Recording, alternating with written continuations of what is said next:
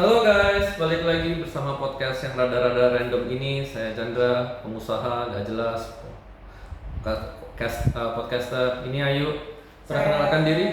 Orang gak jelas juga, sama dengan Chandra. Mungkin saya lebih gak jelas dari dia. Saya PNS, gak jelas.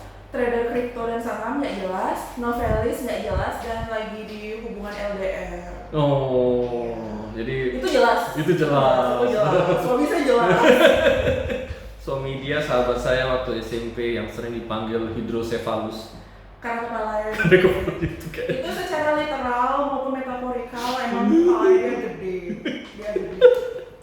Oke, seperti biasa kita memulai sesi dengan pertanyaan para penonton. Ada beberapa pertanyaan. Pertanyaan pertama dari Krisna. Ya, saya nggak tahu Krisna. Hai Krisna. Apa kendala menjadi penulis yang hanya diketahui oleh penulis? Apa kendala menjadi penulis yang hanya diketahui oleh Penulis. Kalau saya sih kendalanya itu saya suka buat plot hole di mana-mana. Jadi saya nggak pernah bikin sebuah cerita yang rangkaian itu jelas, sekuensi gitu. itu jelas, nggak ada seperti itu. Saya bayangin adegan A seperti apa, B seperti apa. Ayo kita gabungkan.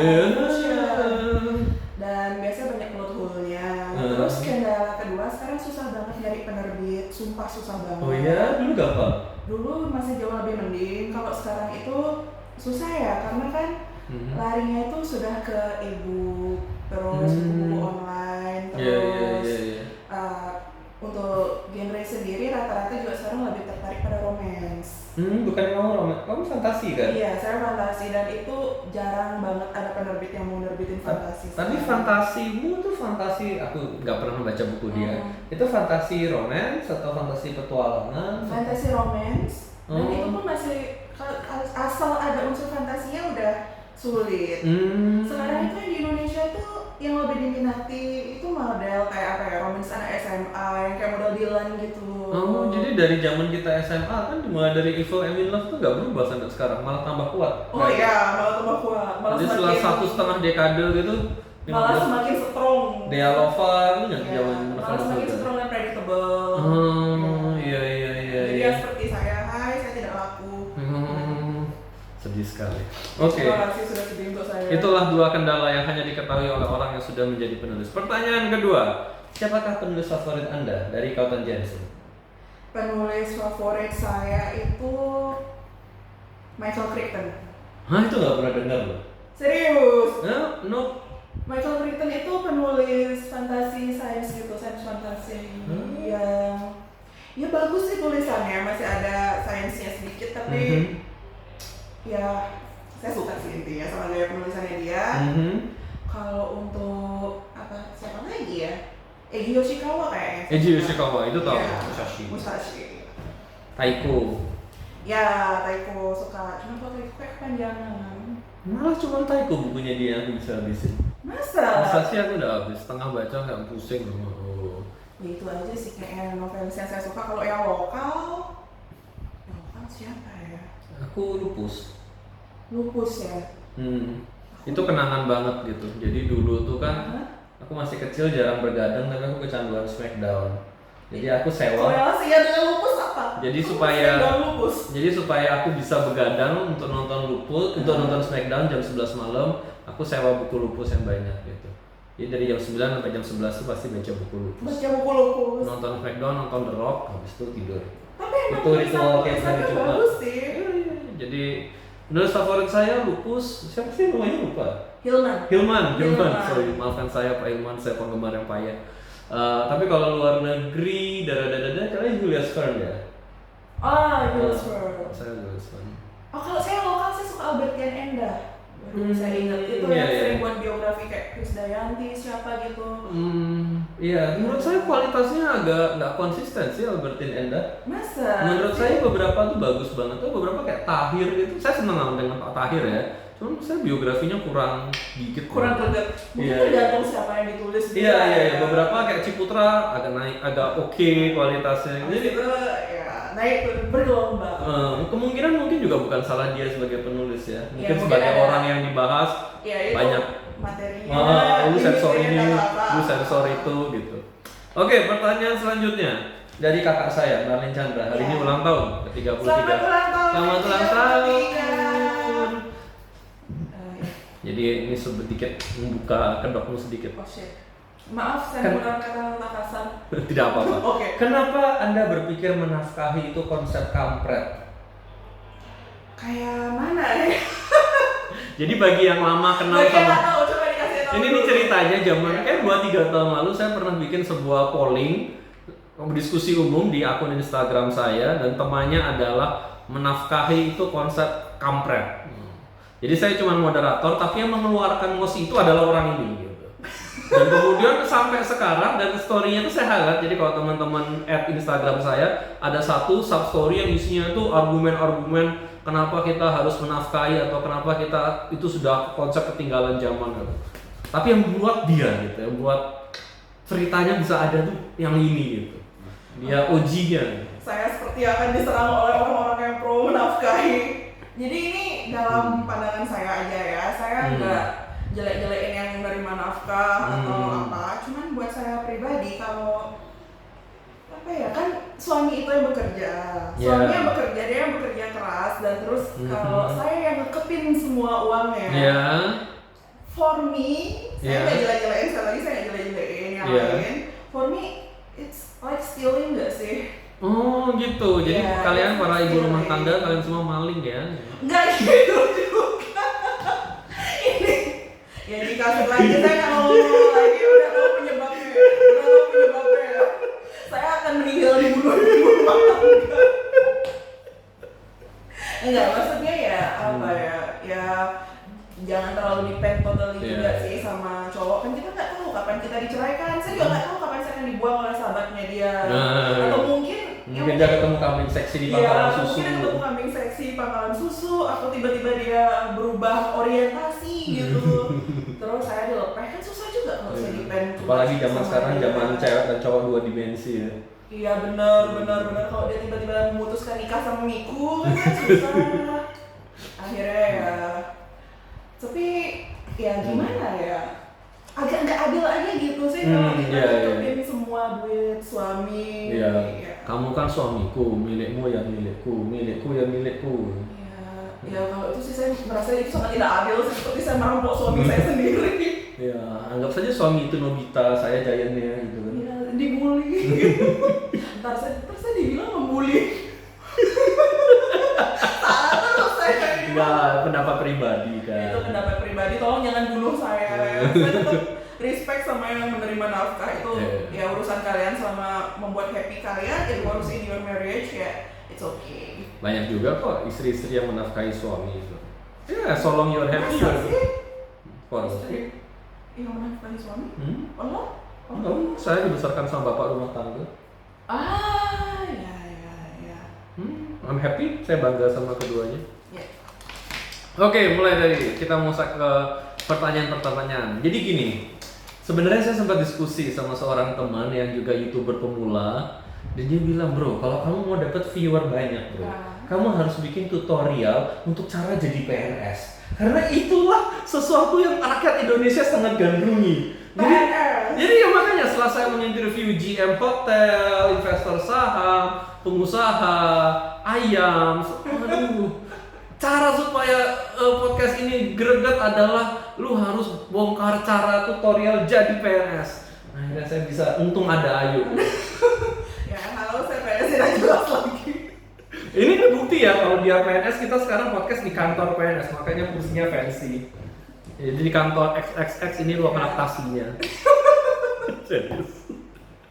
Jadi kalau mau jadi PNS itu sekarang udah beda sama yang dulu ya. Kalau dulu kan ada istilahnya yang pengabdian lama nanti diangkat. Sekarang udah hampir nggak ada yang seperti itu lagi. Oh, jadi sistemnya mirip dengan guru honorer gitu? Ya kan zaman dulu kayak gitu tuh. Oh, baru tahu lu? Iya, jadi zaman dulu ngabdi 10 tahun nanti diangkat jadi PNS.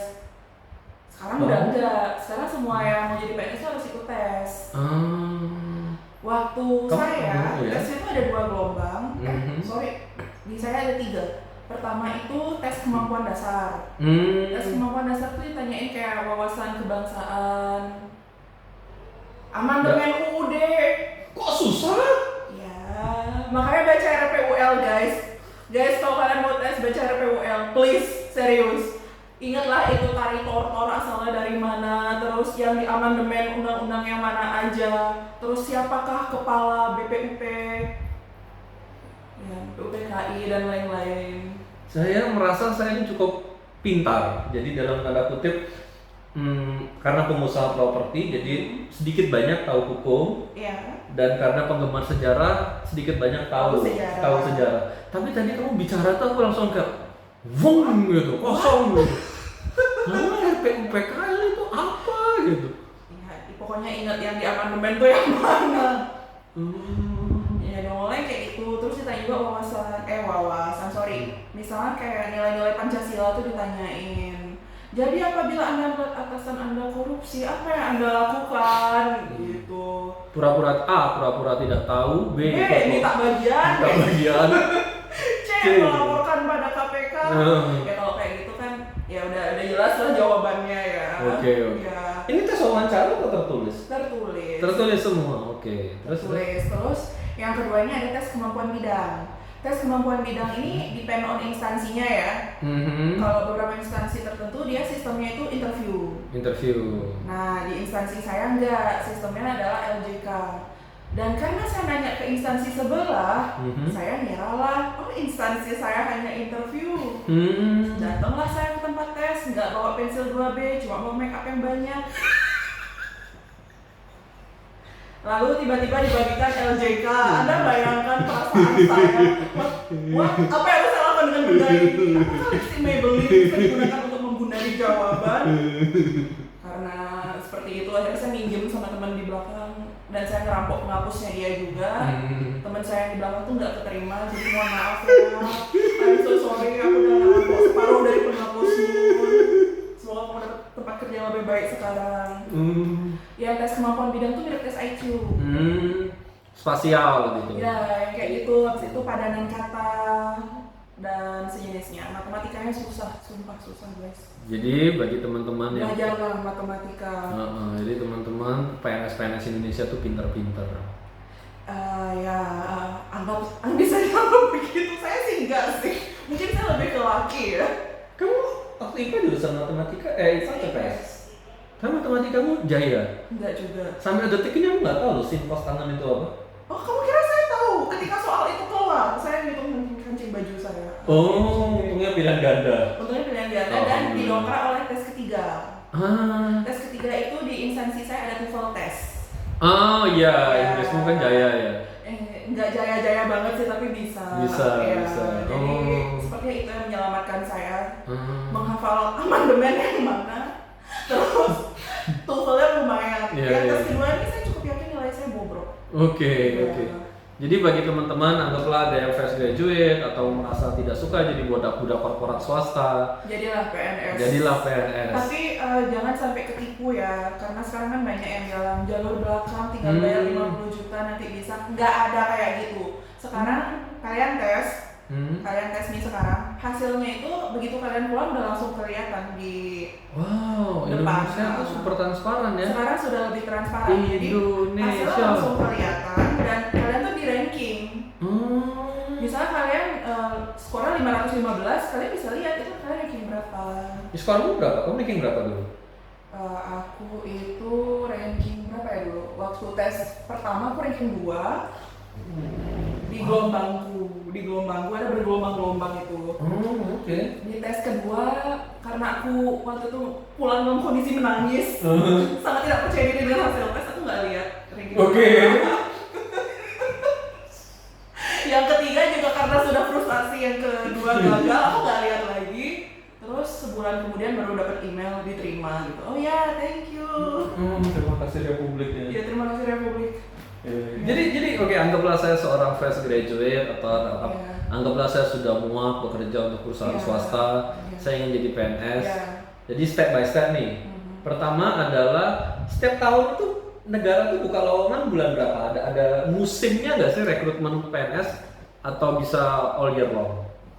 Kayaknya sih setiap tahun itu hampir pasti ada. Bulannya? Cuman tunggu dulu, jalanannya nggak semua ada. Karena yang direkrut cuma guru sama tenaga kesehatan.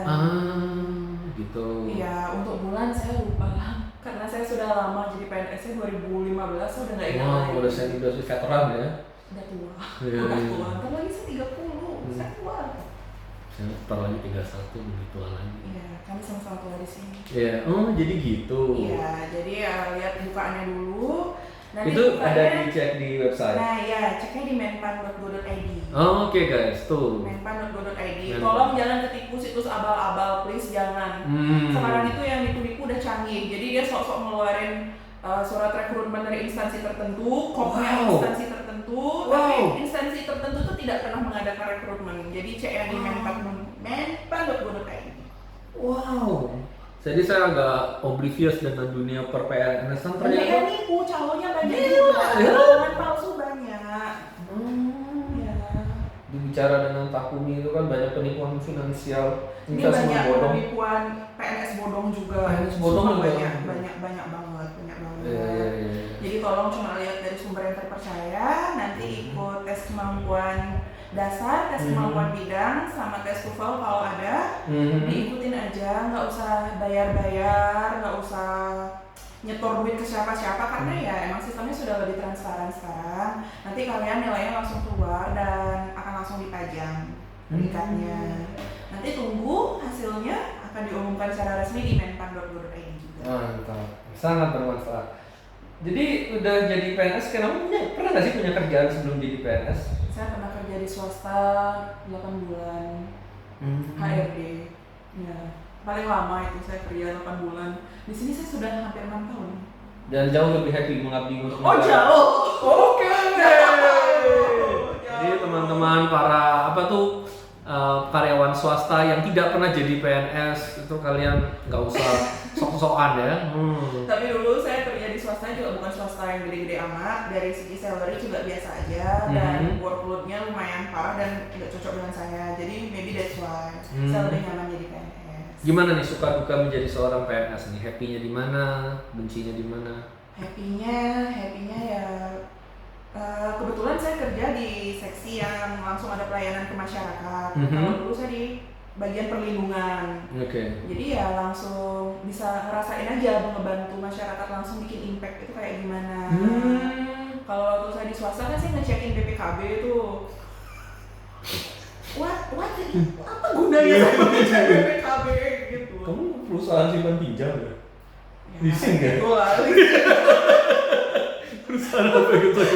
Iya benar, saya dulu di leasing kerja ya. Jadi teman-teman yang kayak mobilnya disita, mungkin dia. Bukan saya yang menyita, saya cuma ngecek BPKB aja dulu.